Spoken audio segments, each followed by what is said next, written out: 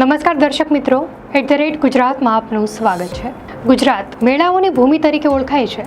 અહીં વર્ષભર નાના મોટા હજારો મેળાઓ યોજાય છે, પરંતુ સુરેન્દ્રનગર જિલ્લાના થાનગઢ તાલુકામાં આવેલા ત્રિનેત્રેશ્વર મહાદેવના સાનિધ્યમાં યોજાતો તરણેતરનો મેળો આ બધામાં અનોખી ઓળખ ધરાવે છે। વિશ્વવિખ્યાત તરણેતરનો મેળો માત્ર એક ધાર્મિક આયોજન નથી, પરંતુ આપણી ઐતિહાસિક, પૌરાણિક અને ભાતીગળ સંસ્કૃતિનું જીવંત પ્રતીક પણ છે। તો ચાલો જાણીએ તરણેતરના મેળાના પૌરાણિક, ઐતિહાસિક અને ધાર્મિક મહત્વ વિશે। મેળો માત્ર એક ઉત્સવ નથી, પણ માનવ જીવનનો એક ઉમંગભેર ઉજવાતો તહેવાર પણ છે। તે આપણી પરંપરાઓ, કલા અને સંસ્કૃતિને એક મંચ પર રજૂ કરે છે। મેળો એટલે હળવા મળવા માટે પરંપરાગત રિવાજ મુજબ નિયત કરેલા સ્થળે ભેગા થવું।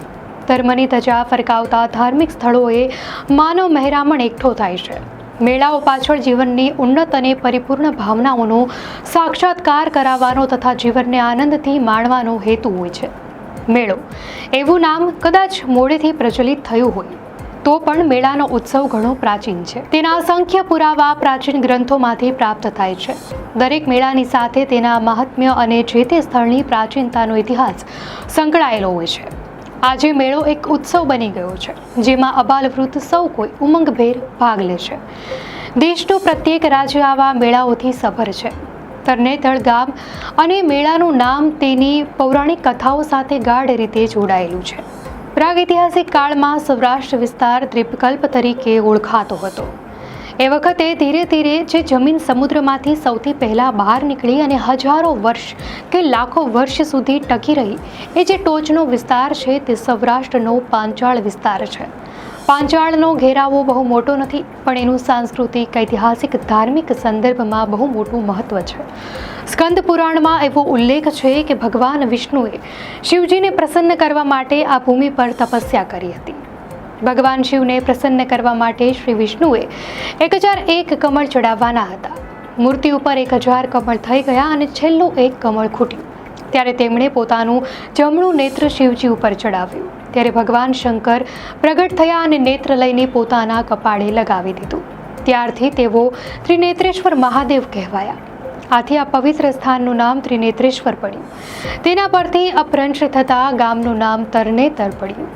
વાયકા મુજબ બીજી વખત કણ્વ મુનિના ભક્તિના પ્રભાવથી શિવલિંગમાંથી ભોળાનાથ પ્રગટ થયા, જેમને 5 મુખ, 10 ભુજા અને 3 નેત્ર હતા। તે શિવની મૂર્તિ આજે પણ ત્રિનેત્રેશ્વર મંદિરમાં સ્થાપિત છે। આ સિવાય દ્રૌપદીના સ્વયંવર સાથે પણ તેનું જોડાણ છે। મહાભારત કાળની એક અન્ય કથા પણ આ સ્થાન સાથે જોડાયેલી છે। લોકવાયકાઓ અનુસાર દ્રૌપદીનો સ્વયંવર આ જ ભૂમિ પર યોજાયો હતો, જ્યાં અર્જુને નીચે કુંડમાં પ્રતિબિંબ જોઈને પાણીમાં તરતી માછલીની આંખ વીંધી હતી અને દ્રૌપદીને પામ્યા હતા। દ્રૌપદી એટલે કે પાંચાલીના નામ પરથી આ ભૂમિને પાંચાળ ભૂમિ તરીકે પણ ઓળખવામાં આવે છે। આજ સુધી આ મેળામાં યુવક યુવતીઓ જીવનસાથી પસંદગી માટે આવતા હતા, જેને લોકજીવનનું અનોખું પાસું માનવામાં આવે છે। તરણેતરનો મેળો એટલે આનંદ, યુવાની અને કળાનો અનેરો સંગમ। ભાદરવા સુદ ત્રીજના દિવસે સવારે મહાદેવના પૂજનથી મેળાની શરૂઆત થાય। ત્યારબાદ ચોથના દિવસે રંગત જામે, યૌવન ખીલે અને રાસ, ગરબા, દુહા અને છંદની રમઝટ પણ બોલે। ટીટોળો અને હુડારાસ એ તરણેતરના મેળાનું આગવું અંગ છે। ભાદરવા સુદ ત્રીજથી આ મેળાની શરૂઆત થાય છે। ત્રિનેત્રેશ્વર મહાદેવની પૂજા બાદ મેળાની રંગત ચોથ અને ઋષિ પંચમી સુધી જામે છે। ખાસ કરીને ઋષિ પંચમીના દિવસે પાળિયાદના મહંત દ્વારા 52 ગજની ધજા ચડાવવામાં આવે છે। આ દિવસે મંદિરની આસપાસ આવેલા 3 પવિત્ર કુંડમાં સ્નાન કરવાનો વિશેષ મહિમા છે। કહેવાય છે કે 5 ઋષિઓએ અહીં તપ કરી ગંગાજીને આ કુંડમાં અવતરવા આમંત્રિત કર્યા હતા, જેથી અહીંના લોકો ગંગા સ્નાનનો લાભ લઈ શકે। આજે પણ હજારો લોકો આ દિવસે સ્નાન કરીને પિતૃઓનું તર્પણ કરે છે। તરણેતરનો મેળો સૌરાષ્ટ્રની શૌર્યવાન પ્રજા, ખાસ કરીને માલધારી સમુદાયના લોકોની જીવનશૈલી અને કલાનું પ્રતિબિંબ છે। મેળામાં જોવા મળતા રંગબેરંગી ભરતકામ, આભલા અને મોતીથી શણગારેલી છત્રીઓ મેળાની શોભામાં વધારો કરે છે। પહેલાંના સમયમાં બળદો અને બળદગાડાને શણગારવાની પરંપરા ખૂબ જ પ્રચલિત હતી, જેમાં દરેક ગામના બળદગાડા માટે અલગ અલગ ઉતારા નક્કી થતા હતા। આ ઉતારામાં લોકો 3 દિવસ સુધી રોકાઈને મેળાનો ભરપૂર આનંદ ઉઠાવતા. આ સિવાય ટીટોળો અને હુડારાસ જેવા લોકનૃત્યો તરણેતરના મેળાની આગવી ઓળખ છે.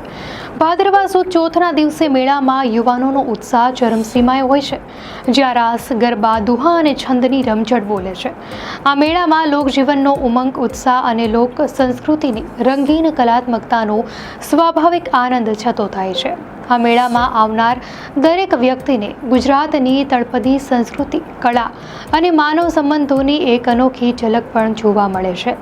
સૌરાષ્ટ્રની જ શૂરવીર જાતિઓ બહારથી સ્થળાંતર થઈને આવી તે સૌ પહેલાં પાંચાળમાં આવી અને પછી સૌરાષ્ટ્રના જુદા જુદા વિસ્તારોમાં જઈ વસવાટ. પ્રાગૈતિહાસિક કાળથી આ વિસ્તાર માલધારીઓનું વસવાટ રહ્યો છે. માલધારીઓનું જીવન એ સંપૂર્ણ લોકજીવન છે. એમની લોક સંસ્કૃતિ, અસ્મિતા એમણે પરંપરાથી જ ટકાવી રાખી છે. તેનું દર્શન પાંચાળમાં થાય છે. પાંચાળ ભૂમિની તળપદા કોળી જ્ઞાતિમાં મેળાનું સૌથી વધુ મહત્વ છે. એક તરણેતરનો મેળો જાય કે તરત જ બીજા મેળાની તૈયારી શરૂ થઈ જાય. પહેલાંના સમયમાં બળદ માટેના શણગાર અને અમુક ગામના બળદગાડા વખણાતા હતા. તરણેતરના મેળામાં રંગબેરંગી ભરત ભરેલી મોતી, બટનિયા, આભલા અને કુમદા રૂમાલથી શણગારેલી છત્રીઓ પણ આકર્ષણનું કેન્દ્ર હોય છે. દરેક ગામના બળદગાડાના અલગ અલગ ઉતારા પણ હોય છે. એ ઉતારામાં લોકો 3 દિવસ સુધી રોકાય છે. દર્શક મિત્રો, આ માહિતી આપને કેવી લાગી? આપની પ્રતિક્રિયા અમને કોમેન્ટમાં ચોક્કસથી જણાવશો. અને જો આપને આ વિડીયો સારો લાગ્યો હોય તો વિડીયોને લાઇક કરો અને ચેનલને સબસ્ક્રાઇબ કરો.